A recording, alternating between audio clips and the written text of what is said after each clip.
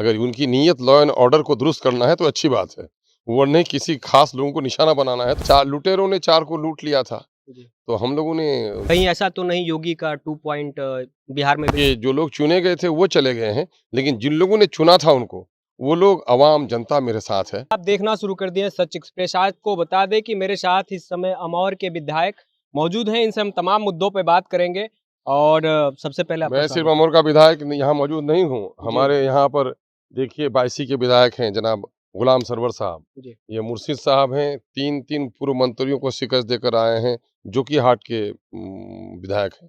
ये हमें सरवर आलम साहब हैं, ये कोचाधामन के विधायक हैं। तो गोया इस वक़्त हम लोग 4 लोग आपके सामने में हैं। अच्छा देखा जाए तो अभी जो अमौर है उसके लिए आप क्या शिकत लेके आए हैं? किसके लिए? अमौर जो आपकी विधानसभा क्षेत्र अरे है। काम किया है, काम करूँगा।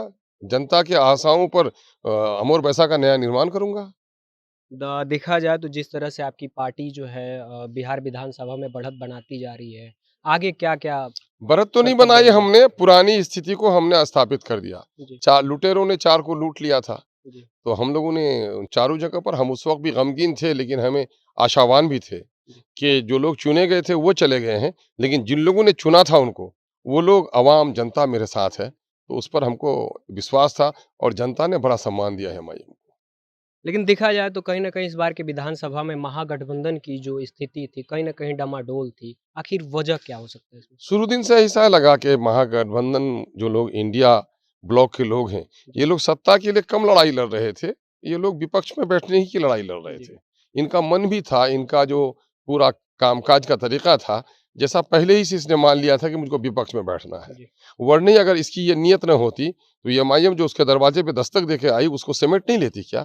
जिसने पहले ही से विपक्ष में बैठने का मन बना लिया था या कहीं ऊपर से इसको धमका भी दिया गया था। जी। कि विपक्ष में ही बैठने की तैयारी कर, आगे बढ़ने की तैयारी मत कर, वो भय भी रहा होगा शायद। देखा जाए तो मंत्रिमंडल का भी विस्तार हो चुका है, कई मंत्री अपना पदभार भी ग्रहण कर लिए हैं, लेकिन अल्पसंख्यक की जब बात आती है तो अल्पसंख्यक से सिर्फ 1 मंत्री एनडीए की तरफ से। इसको लेके आप एक क्या तो ये कहेंगे? है कि उनके यहाँ जीते भी एक हैं और सरकार अगर सबका साथ सबका विकास, जी, तो जो लोग अगर इस वक़्त एमएलए, एमएलसी नहीं भी बने हैं, ऐसे लोगों को भी सरकार की अगर शक्ति हो, इच्छा शक्ति हो तो करा सकते हैं। लेकिन ये सरकार चूँकि दलितों और अक़लियतों के बारे में बहुत ही गंभीर नहीं है, जिसका प्रतीक है ये। सम्राट चौधरी अपना पदभार ग्रहण करने के बाद वो बोले कि रात में आप 12 बजे भी निकल के देखिए, आपको कोई तकलीफ नहीं होगी, तकलीफ देने वालों के घर पे बुलडोज़र चलेगा। कहीं ऐसा तो नहीं योगी का 2 पॉइंट बिहार में भी लागू अब तो ये होगा? समय बताएगा, मैं अभी तो नहीं कह सकता हूँ, जी, लेकिन लॉ एंड ऑर्डर को चुस्त और दुरुस्त होना चाहिए। जी। अगर उनकी नीयत लॉ एंड ऑर्डर को दुरुस्त करना है तो अच्छी बात है, वरना किसी खास लोगों को निशाना बनाना है तो ये बात गलत हो सकती है।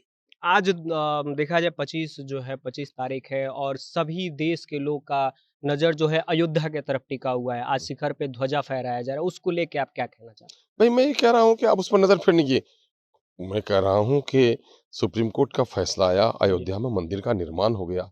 मंदिर, मस्जिद, गुरुद्वारे ये चर्च ये शांति के, प्रेम के, न्याय के केंद्र हैं, जी, है ना? यहाँ से तो शांति की, सौहार्द की, न्याय की, प्रेम की गंगा बहनी चाहिए।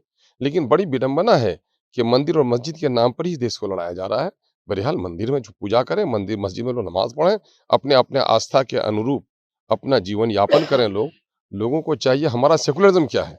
हमारा सेकुलरिज़्म धर्म विरोधी नहीं है, जी। बल्कि हमारा जो सेकुलरिज़्म है, इंडियन सेकुलरिज़्म ये है कि अपने आस्था का पालन करो और दूसरे के आस्था का आदर करो, ये होना चाहिए। अपने क्षेत्र की जनता को आप क्या अपील करना क्या संदेश देना चाहोगे? मैं जनता को मुबारकबाद देता हूँ कि उसने बल्कि तमाम तरह हम लोग जो चुने हुए लोग हैं, अपनी जनता का शुक्रिया अदा करते हैं, उसने चुना है और उनसे हम कहेंगे कि तामीर के काम में, अच्छे कामों में हमारा सहयोग कीजिए। जी। लोकतंत्र में कोई चुना हुआ विधायक, वो राजा नहीं होता, बल्कि वो उनका वकील होता है ना? तो वो हमारा साथ दें हर लड़ाई में, हमारी लड़ाई सदन में भी चलेगी, हमारी लड़ाई सड़क पर भी चलेगी और लोग इत्मीनान रखें, हम लोग सीमांचल को तब्दील करेंगे, सीमांचल की जो हकमारी हुई उसका इंसाफ दिलाएँगे। चलिए बहुत-बहुत धन्यवाद। हमारे साथ थे अमौर के विधायक, इनसे तमाम मुद्दों पे हमने बात की चीत किया। ऐसे तमाम वीडियो को देखने के लिए जुड़े रहिए सच एक्सप्रेस के साथ, तब तक के लिए धन्यवाद।